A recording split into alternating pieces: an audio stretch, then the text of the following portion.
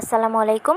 বার্গারের ফুল রেসিপি নিয়ে চলে আসলাম। অবশ্যই পুরোটা দেখবেন, আশা করছি ভালো লাগবে। এখানে আমি চিকেন নিয়েছিলাম, বোনলেস চিকেন প্রায় 1.5 কাপের মতো নিয়েছিলাম। এখানে আমি 10টা বার্গার তৈরি করব, সেজন্য 1.5 কাপ নিয়েছিলাম। আপনারা বেশি তৈরি করলে বেশি নিয়ে নেবেন। চিকেনগুলো ভালো করে ধুয়ে এর মধ্যে লবণ, মরিচের গুঁড়ো, আমি পরিমাণগুলো বলছি না, আপনারা স্বাদ মতো নিয়ে নেবেন।